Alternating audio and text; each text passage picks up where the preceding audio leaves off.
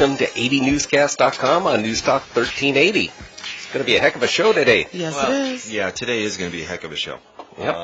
Yep. Any time that we talk about registered sex offenders, our phone lines light up. Yep. And, everybody in the Antelope Valley has something to say about this. And it's very much, I'm not even going to say it's divided. No. No. You've got a group of people that are pushing for reformed legislation. Mm-hmm.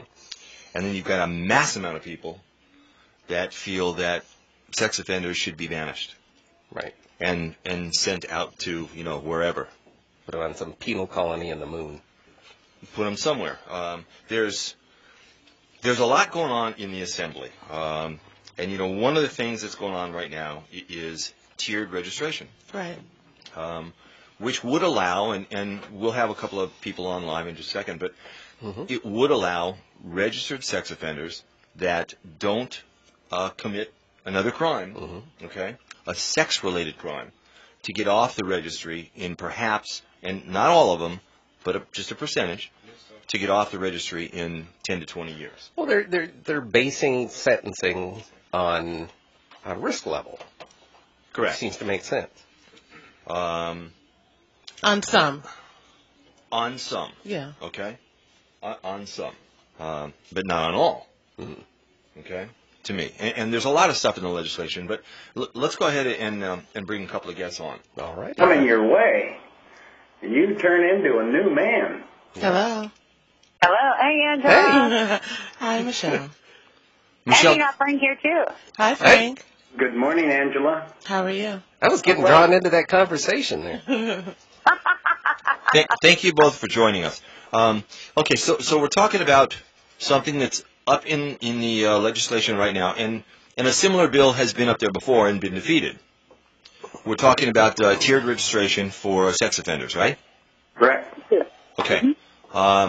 Some people, and I'm going to speak for the community in the Antelope Valley, a mass amount of people are not necessarily in favor of this, and I'm going to say they're not because they want to know that their children are protected, and they want to know where everybody is at all times. Well, they don't know enough about it either. Well, you hear sex offender, terror. Yeah. That's what happened. You jump right to 90 from 0 when you hear that word. Okay. So let's talk a little bit about how this tiered registration would work. Well, maybe we should know where it came from. Okay. And that would take us back to the beginnings in the city of Los Angeles in the early 40s, where the city decided that in order to keep organized crime from infiltrating from the east, they made it a requirement that any person who had been convicted of a felony that was coming to relocate in California, in Los Angeles, had to register. It was an attempt to keep organized crime from coming to Los Angeles. Okay.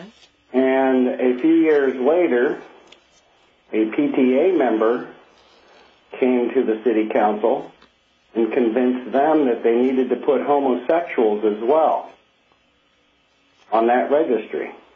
All those deviants, huh? Tongue-in-cheek there.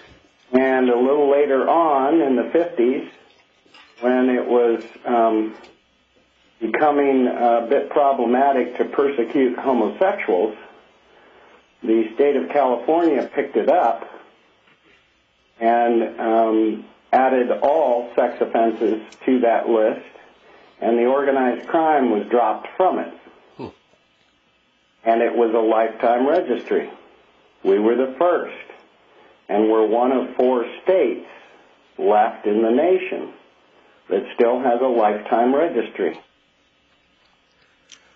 Okay. Alabama, North Carolina, and Florida are the other 3 states. The rest of the states, 46 of them, have tiered registries. All the other bastions of enlightenment out there. But many people, as soon as you talk about committing a sexual offense against another human being, they immediately, that's a terrible, heinous crime, and why not keep them all on the registry? Well, Can I say something, Jeff, here? Yeah. We have to decipher here between sex offenders and sexual violent predators. Okay? Mm-hmm. Okay. Are two big differences. All right? Yes. And where ADE's current second chance comes into play is it's about prevention and intervention. Okay? We want to educate the public. Where are these individuals coming from? Okay? Mm-hmm. Who are these trusted individuals? Okay? And these registered sex offenders are not recommitting their crimes. They are the lowest of the low of reoffenders for new sex crimes. Okay? It's those ones that we don't know about. And that's why I've come out to advocate for this population, which is the most, how do I want to say this without being very blunt? Just be blunt. It's the most unrepresented population, okay? But this is prisoner reentry. This population is coming home. And they only have a 1.9% chance of reoffending. We have stats now that we didn't have back in 2008 when George Runner introduced, Jessica's Law. Right. And that's why, I have gone against the city of Lancaster, the city of Palmdale, and many other cities.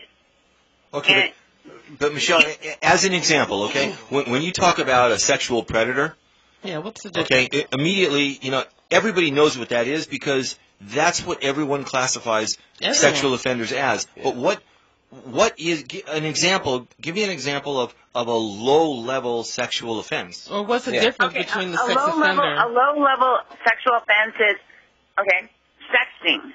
Okay, these kids are, our children, are sending sex messages. Okay, whether it's a photo of themselves, topless or bottomless, they're sexting to their friends and everything. They're getting on social networks. They are having consensual sex with their boyfriends that maybe, they're 16 and their boyfriend is 19. Okay. Okay? And they're urinating in public. They're mooning. Okay. How many of us have mooned? I mean, come on. How many of us have gone on bike rides, have gone on the golf course, can't hold our beers. There's no urinals out there. There's no porta potties out there for 18 holes. Or take a drive down to Melrose, and the only place to go is at Johnny Rockets, and that's usually packed. Exactly. Yeah. We have to talk about all these crimes. There are 163 crimes that will put you on the sex offender registry. Okay. 163. Well, that's common sense. To me, that's really, common sense that you don't classify a low offender or a low-level offender as a predator, okay, or label them for the rest of their life because they were sexting at 16. No, exactly. And Jessica's Law was specifically written for the sexual violent predators. Right. However, it gave that broad, aspect, to the low-level offenders. It did. Okay, so those low-level offenders would, under the proposed current legislation that's being proposed, they'd have the ability to get off the registry in 10 to 20 years? Yes. Yes. Okay. Okay. I myself, if you could identify just those low-level people, I don't have a problem with this. Why is there a problem with that? Like, I don't get that. Well, what happened last year with AB 625 is that it was an election year. Got it. And we were up lobbying last year, and we had legislators tell us, it's the right thing to do, but I won't vote for it because I will not get reelected. Yeah. Because the opposition will use that vote as a deterrent, an accusation that those folks are soft on sex offenders. Right. And nobody wants to be soft on someone that can create harm. And that's where we need to reinforce and educate the general public that the fact is, according to CDCR, that 1.9% of those that have committed a sexual offense will get reoffending in a sexual nature.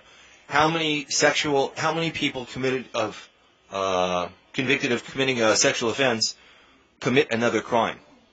7.3% reoffend with a new non-sex crime. And most of that is probation violation. Oh, okay. And parole. I mean, and you look at the technical violations for parole, that's 86.9%. Now, let me ask you, this AB 702, what is it going to speak to by means of the sex predator? I think that we're predator? Yeah. We have many tools now available within the prison system that a person that has been identified as a violent sexual predator, he will have to pass these tests before he's ever considered for release. And if he does not pass those tests, once he is timed out, then he's put into civil commitment. And that 1.9%, I can conceive actually going down in the future because they're getting better and better at identifying those that should not be released. Okay. Well, I'd like to rebut that, but I want to come back to that in just a second. We have to take a break for a minute. Will you both just stand by? We're not in court, Steve. You don't have to read Will you guys stand by for a minute? You bet. Yes, All right. All right, you're listening to AVNewsCast on News Talk Radio 1380, the number one news talk radio program in the Antelope Valley, and we'll be back in 2 minutes.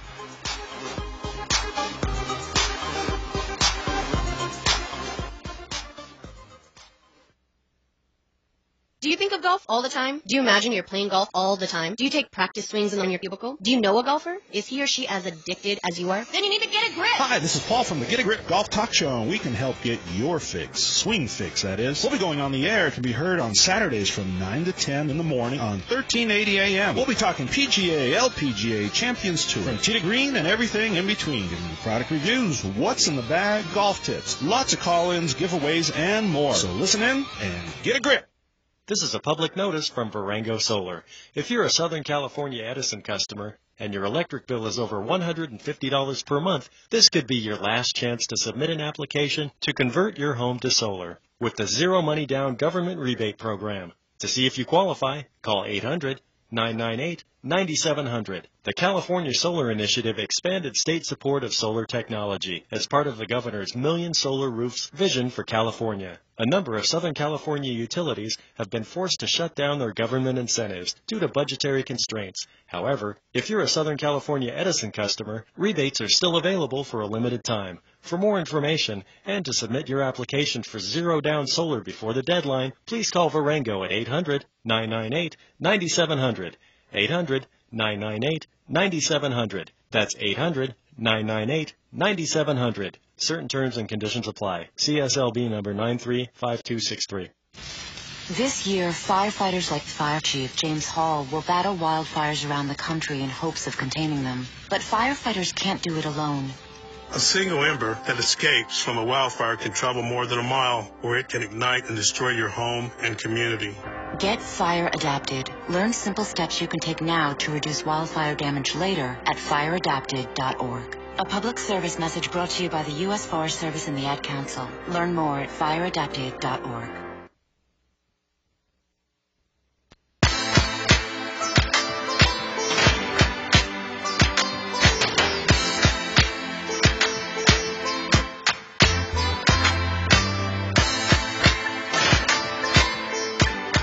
Welcome back to AVNewsCast.com on News Talk 1380.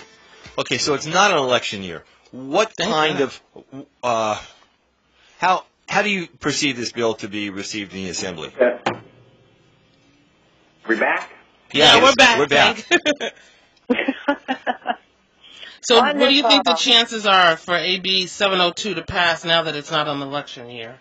Well, Janice, the president of California RSOL, is striving to put together a bipartisan delivery onto the floor. We want to have both Democrat and Republican present this so that neither side can blame each other for being soft on sex offenders. What we want to do is to show that we know the value of justice in our system. And that's something that needs to be looked at very closely as to what is justice. And that definition in and of itself will supply the reasoning behind a tiered registry, because it does supply justice. Right. It's a word that is loosely used here on this station. I'm probably about the hardest, most adamant guy on any kind of legal issue in the room here, and I can't find myself having a problem with setting the punishment to fit the crime. I don't have a problem with that. That's exactly what we're doing, is having the punishment fit the crime.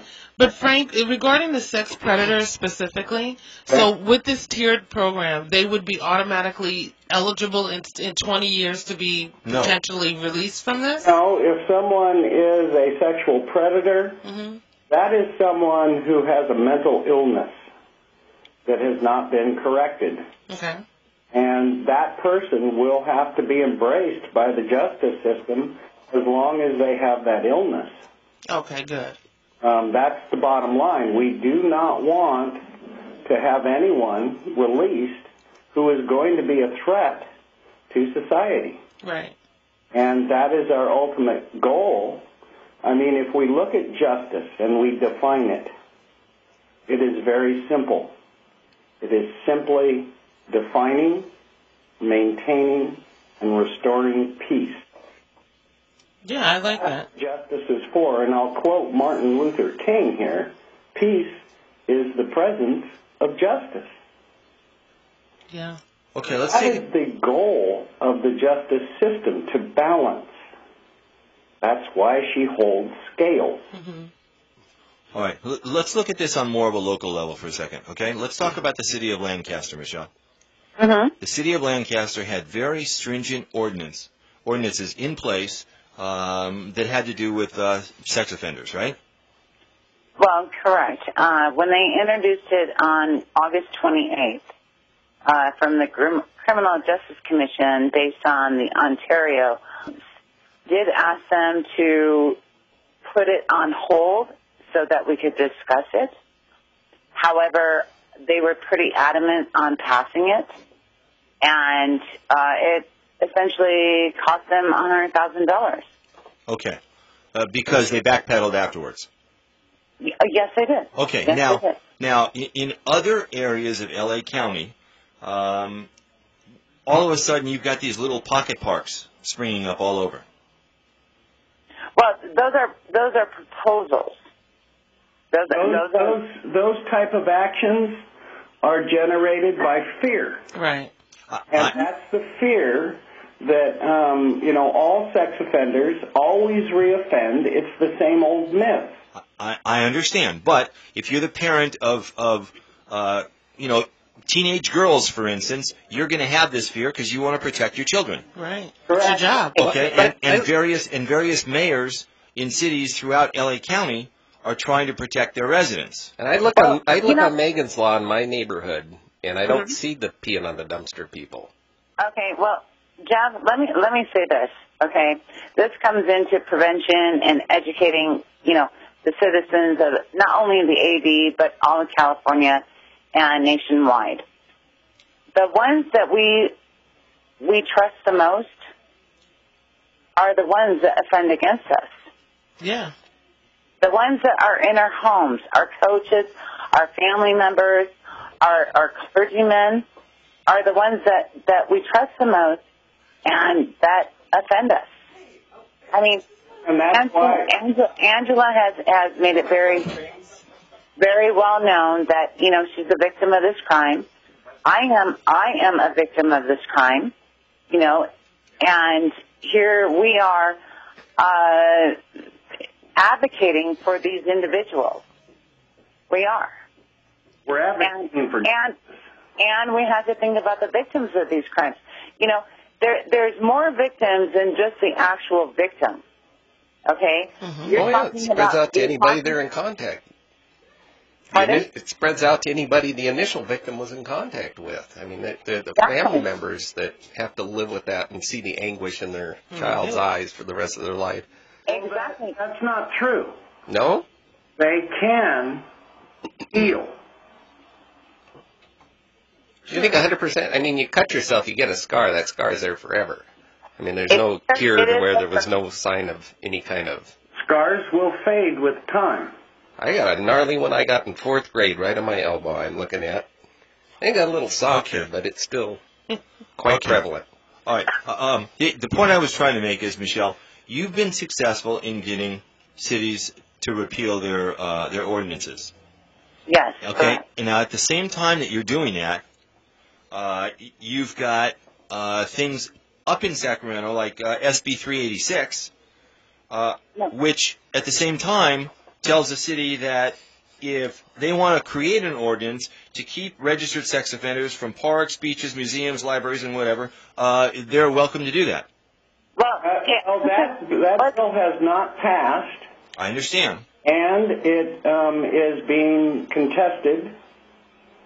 And what we have found in Orange County is that a 3-judge panel has ruled that is something you cannot preempt state law.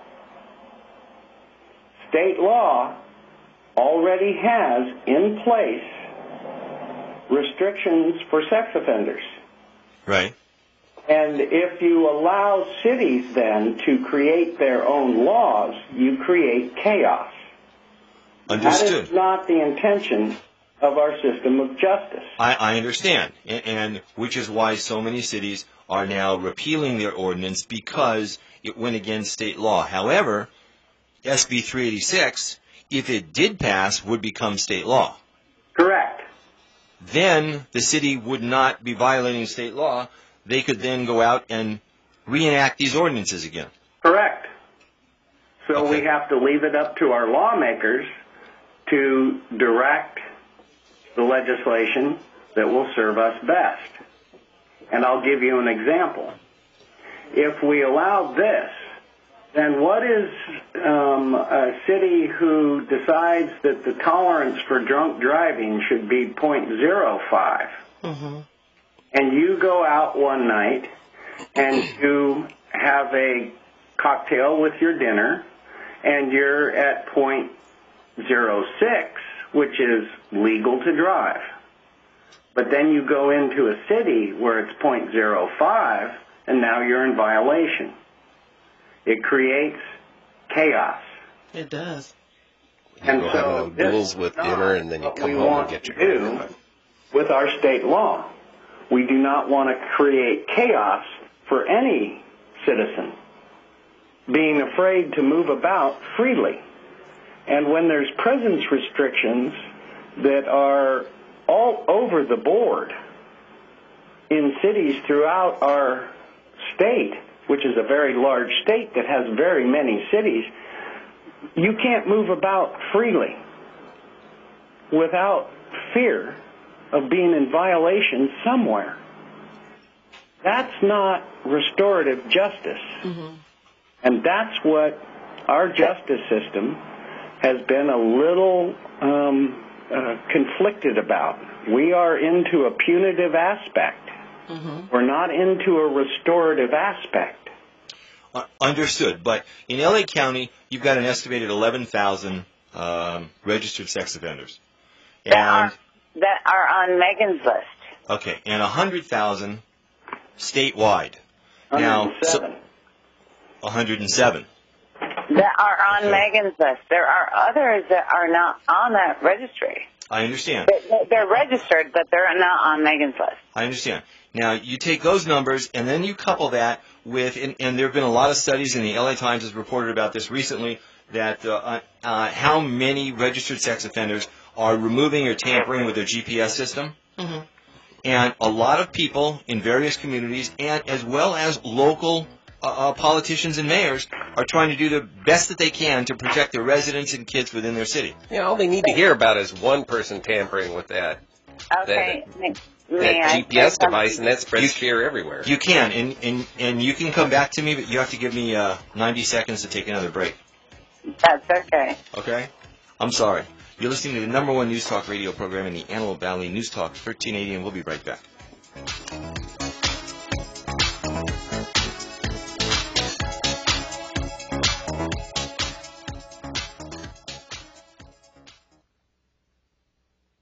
There's a school in Palmdale that's become the talk of the town. It's called the Guidance Charter School, and many parents say it's magical. The Guidance Charter School is WASP certified, scored 783 in academic performance, and has an educational curriculum that exceeds what the state of California recommends. The curriculum is enriched through age-appropriate exposure for information technology, arts, foreign language such as Arabic, and physical education. The Guidance Charter School is now going to have a full CIF sports program with soccer, basketball, track, cheerleading, and more. They're an open enrollment school, publicly funded, and have been in business for 12 years. Fully approved by Palmdale School District. The Guidance Charter School has small class sizes such as 20 students in grades K through 3, 25 in 4 through 8, and just 30 students in grades 9 through 12. Call the Guidance Charter School in Palmdale today at 661-272-1701. That's the Guidance Charter School in Palmdale, 661-272-1701. And check out their website at thegcs.org. A better high school choice.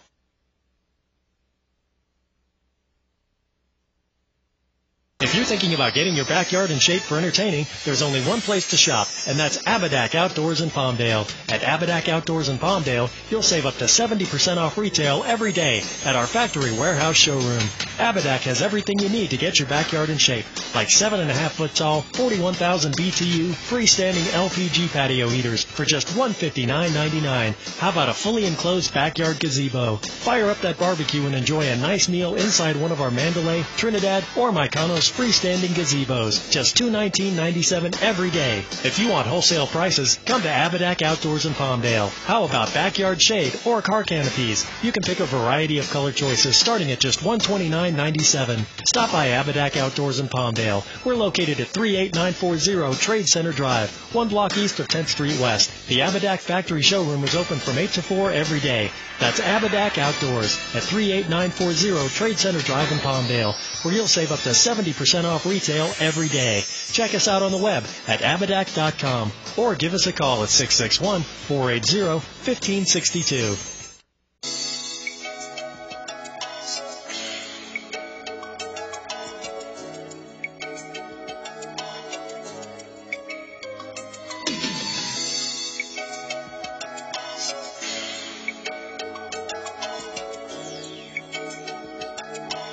Welcome back to AVNewsCast.com on News Talk 1380. Hi, Frank. Michelle, you there? Here to do is to help one another understand what is best practice for us. That's true. We can move forward with getting Frank, back. Michelle? Hello. We're back on. You know, I had a question. I was sitting here and I'm thinking about that reoffend rate, that 1.9 reoffend rate. And I was wondering, are these mostly sex predators or are these offenders? Or what are these normally?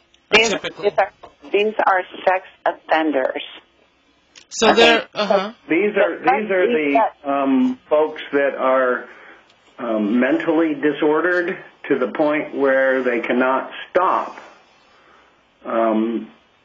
playing out their affliction. The predators. Right. Okay, so these are predators. Okay. Yes. That's why I would assume that in the future we might even see this number going down simply because we have better and better tools for identifying those that have this egregious problem. Mm-hmm. But let's tailor it to the Antelope Valley. Okay. Let's do that. Let's tailor it to the Antelope Valley.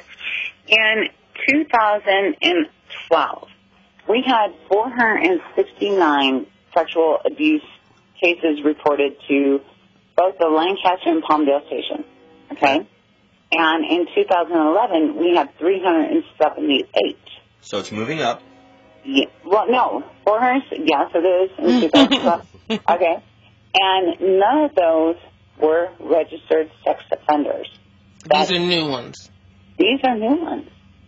Now, that brings us to a point where we can talk about the fact that California RSOL has actually stumbled across a project that works. Well, share. You tell. You might want to get out a pen and pencil so you can write this down. I got it. There goes Angie. She got the pen. Okay, it's called the Dunkefeld. Dunkefeld. Dunkelfeld. The Dunkefeld Project. And it was done, it was funded by Volkswagen in Germany. And during the course of that project, what they did is a mass media campaign to say, if you are thinking about this, you need to call us. And out of the 1,600 that they accepted into the program, at the end, and it started in 2005, at the end of 2009, out of those 1,600, there was 0% reported abuse. Okay, well that's interesting, but that's kind of a sponsor system. But that's like saying to the bank robber, if you're thinking of robbing a bank, when you're on your way there, give us a call and maybe we can help you out. Well, not only that, it's just that I would imagine that these people must have some kind of conscience, and they think they can fight it themselves. Like, who wants to admit that I want to go do this horrific thing?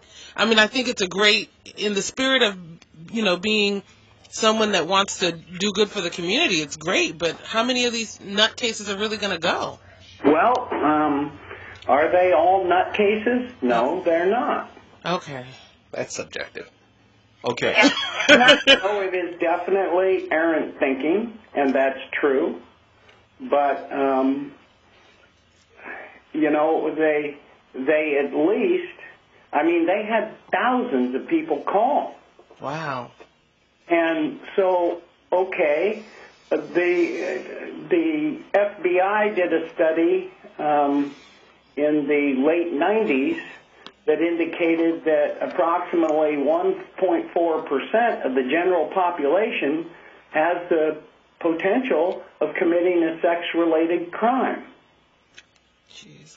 Okay. Well, what are we going to do? Put 1.4% of 300 million people on the web and say, there's a potential here? Yeah. No, because that's just a potential. But when you're talking about in 2012, let's say 450 is a round number, 450 new reported sexual offense crimes in the Antelope Valley. That's a huge number. It is. That's a huge number. It is. What can we do to prevent it? Well, we're running around chasing ghosts right now. Mm-hmm. We're saying that sex offenders are always reoffending, and so we got to follow them and put them on a list. In fact, it's not them that are committing the 450 crimes. We're not voting our resources in the right spot. Right. It's new sex offenders that are committing those 450 crimes. Yes, and that's where I'm coming back, Jeff and Angela and Steve. Even though I'm eliminating these ordinances, okay, I'm coming back with a proposal for a sex offender restorative management team. And I've been discussing it with the Sheriff's Department, down at headquarters in Palmdale and Lancaster. I'm coming with something better. We're eliminating the cost, behind these ordinances and in the enforcement. If you understood the cost relation to that, all right, which we're talking about almost $1 million just for the Antelope Valley. Okay. $1 million. All right, and you're going to eliminate the need for that and that expense by doing exactly. what? By introducing this proposal and bringing out that cost of those ordinances and putting it into prevention and intervention. And how do you prevent? Well, how do you do that? How do but you... Michelle, intervention means that the crime's already been committed. No, well, she said prevention. Prevention is educating the parents, the teachers, the local politicians, okay, all these ordinances have been instilled on fear-mongering, okay? So we're eliminating that and taking those cost relations and putting it into prevention and intervention, okay? And we're going to educate the public. And that's what we're doing here on this radio station today. We are educating the general public in the Antelope Valley. This is what's in the best interest for public safety and the community. And I can see that. I can totally see this. We are educating the parents. We're educating the teachers. We're educating the clergy. We're educating parole officers. We're educating probation officers. Understood. But Jeff made a good point earlier in that when you go to Megan's List, the guy that peed behind the dumpster, he's not on Megan's List. Well, it says lewd acts. Not true. What is lewd acts? None in my neighborhood. I've looked at what they've done, and it's all nefarious acts with somebody under 12, and it's not peeing. It's also looking, when people look at that list. Forced sodomy. Okay. Let me give you an example. Sure. I work with a young man who there was no physical contact. Mm-hmm. And he felt so bad about it that he actually went and turned himself in. Mm-hmm. This would have been a person that would have been deterred and helped to readjust his thinking by the Dukefeld. But instead, we're spending $58,000 a year to incarcerate him for the next 9 years. No physical contact. I understand in the downtime between acts, when the depression and what have I done kind of creeps into your head, where something like that is possible. But as you start to ramp up and get frothy again, I don't see them calling in and saying, I need this taken care of. 1,600 in Germany had zero. Maybe in their downtime. Understood, Frank. And let me ask you a question. On that example that you just gave, yeah. What was it exactly that this individual did that put him in prison for 10 years? He exposed himself. Wow. To little kids, then? I don't. They were underage. Okay. 10 years. 9 years. Well, 9 years. Even 9 years. Okay. To me, okay, that's you're not nuts. balanced. You're nuts if you're going to do that. However, to go to prison for 9 years, that's a little skewed. On one hand, you want to say that's extreme, but on the other hand, you want to say maybe that's a person that's just about ready to do something wrong.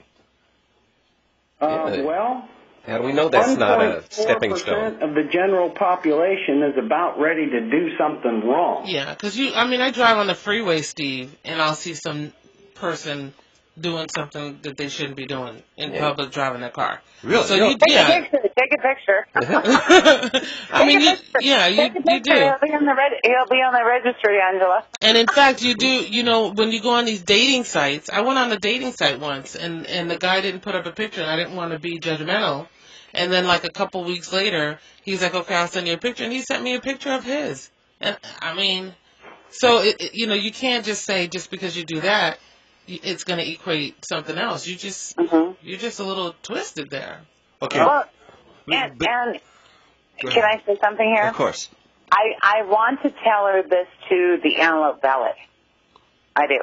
Okay. In the Antelope Valley, there are a lot of people, Michelle, that liked the ordinances that were in place, that felt more secure having those ordinances in place than having them repealed. Well, that was false security. Yeah, that's true. And it was fear-mongering, And all it did was put citizenry at risk of going back to prison. Okay. And I want to say this, when the ordinance came in place, with our local city council and everything, in Lancaster, when they did it on false statistics, okay? It was championed behind an ordinance, actually It was derived out of Ontario. Okay? And they modeled after that one. It was not tailored to the Antelope Valley. They did not do the assessment. Okay? But I did. And I thank Mayor Parrish. I do. And the City Council for repealing that ordinance. They made the best choice for public safety. Well, they also made a choice that they had to make because their ordinances was not valid at law. Exactly. Okay. So they didn't have a choice. And however, it was built on fear. Okay? It was built on fear and false statistics. Okay? And that's why, you know, when I went to the city of Palmdale, okay, I wanted to talk. I threatened them with a lawsuit, okay? But I said, do you want to talk about this or do you want to face this lawsuit? Believe me, I was prepared for it. No, I got the lawsuit. I did not slap it down to Noel Dorn or to Jim Ledford. I didn't. You know, and I'm very thankful that they came to the table to discuss it. I understand. Hold that thought for 1 minute. We've got to take our last break, only for 2 minutes, because we have to pay for this wonderful show. Okay, and we'll be right back. You're listening to the #1 News Talk radio program in the Antelope Valley, AVNewsCast, and we'll be right back.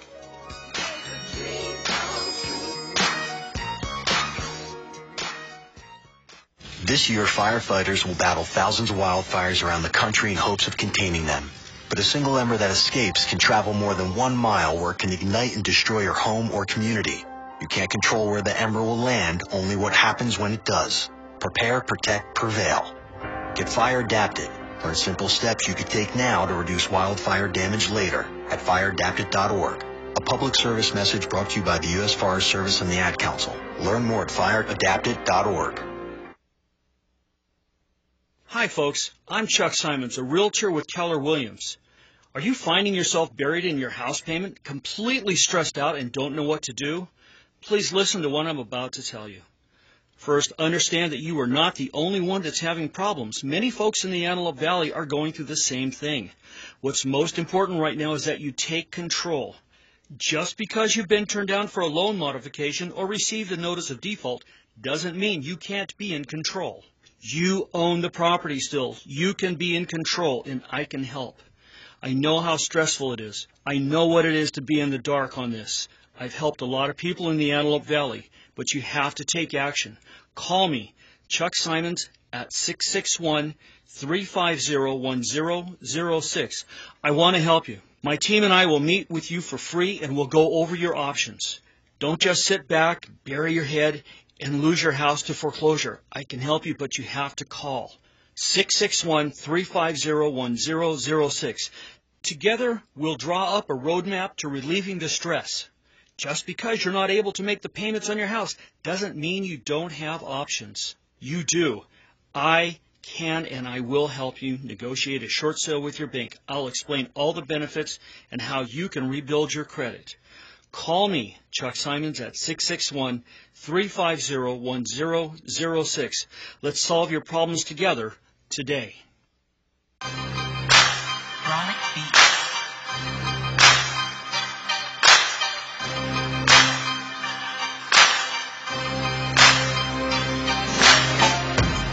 Welcome back to AVNewsCast.com on News Talk 1380. Frank, Michelle, I have a question for both of you. I want everybody that's listening to this show to be able to step away from here and do some research on their own. Where would you suggest they go to find out about AB 702? Actually, California RSO website. It's California RSOL.org. Okay. You know, for the person, like you said, if they're sexting, they can be convicted of a sexual crime. Yeah. Okay, and end up on the sex registry. That's crazy. All right. I don't have a problem with that person being part of 702 and having an opportunity to get off. It's the do they need to get registered for sexting? It's Yeah. Mm-hmm. Right. It's one of those 163 crimes under 290. It's the violent criminals. It's the violent sexual predators that really concern me, and they will never get off. And I understand, and they're the ones. And Jeff, let's go back to George Renner. Mm-hmm. Okay, there was a sexual violent predator that was going to come to the Antelope Valley to be housed. Remember? Yes. And he protested it. All right, and I understand that. I do. I understand George Renner's position on it. But he was already, adjudicated in the institution. He did his time. He was civilly committed, and the doctors felt, in the state hospital that he was ready for release.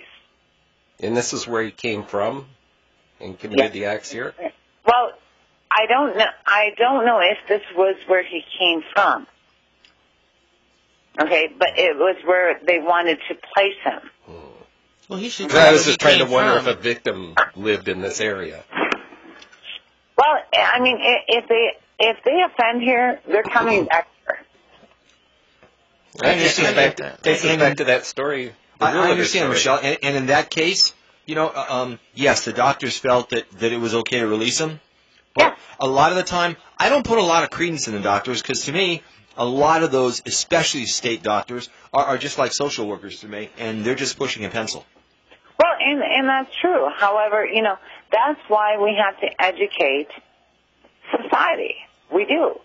Mm-hmm. And, like with Frank's book, we're all in this together. I mean, if you want a great book to read. Is that the name of the book? Yes, we're all in this together. Okay. And it's by Frank Lindsay and Kirsten Briome. Bynum. Bynum. It's a very good book. Let me ask you a question, Michelle. What currently happens? What law is in place that if you cut off your GPS, what happens to you? I know that we can't find them and they break and all of this, but if you are convicted of cutting off your GPS system, what is currently in place? Okay, number one, there is Senate Bill 57 by Ted Lieu. Yeah, but that hasn't passed. That has not passed. There is nothing in law that says, it's the difference between law and a parole violation. Okay? When they cut off their GPS system, it is a parole violation, and they're adjudicated for that with tampering. Okay? I recently came up with a case yesterday with an individual, one of my clients actually, that cut off his GPS. And however, it was dismissed by a judge. I understand, but like SB 57, that's kind of a little bit smoke and mirrors, and I'll tell you why I say that. Because if it should be passed into law, the problem that we have is we don't have the jail or prison space to put these people anyway. No, it would actually cost the state, the 2,700 individuals that are out there that have cut off their GPS systems right now, currently, it would cost $137.3 million to house them for a year. Yeah. Oof. A year. Now, and let's also look at the GPS system and what it does to an individual, where you have to recharge that battery every few hours or you're in violation. Well, they got the little things you can plug into the bottom of your cell phone to charge the battery up real quick. Yeah, but if you're on a job... Wow, really? Think about that. Think about the fact that if, let's say you're on a production line and you all of a sudden have to stop and go plug in or be in violation. Can't they run you an extension cord? Well, the bottom line is that 1.9% reoffend. 1.9%.